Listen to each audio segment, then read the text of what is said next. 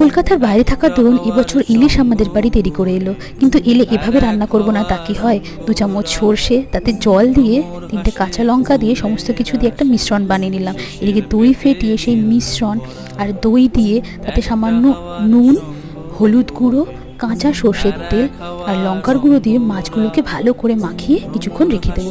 এদিকে একটা বেগুন নিয়ে সেটাকে সরু সরু পাতলা পাতলা করে কেটে নেব, যাতে আমাদের ভাজতে কোনো রকম অসুবিধা না হয়। এভাবে কেটে নিতে হবে। এরপরে তেলে ওই বেগুনগুলোকে খুব ভালো করে লাল লাল করে ভেজে তুলে নেব। এরপরে মাছটা দেখো দেখতে কি অসাধারণ লাগছে। ওই মাছগুলো বেঁচে যাওয়া তেলে একে একে ছেড়ে তাতে ওই বাকি মিশ্রণটা এবং জল দিয়ে ঢাকা দিয়ে কিছুক্ষণ কষতে দেব। এরপরে তুলে ওই বেগুনগুলো দিয়ে আরও কিছুক্ষণ ভাপানোর পরে কটা কাঁচা লঙ্কা এবং তার সাথে কাঁচা সর্ষের তেল দিয়ে কিছুক্ষণ ভাপা দিলেই রেডি আমাদের ইলিশ ভাপা। টাটা।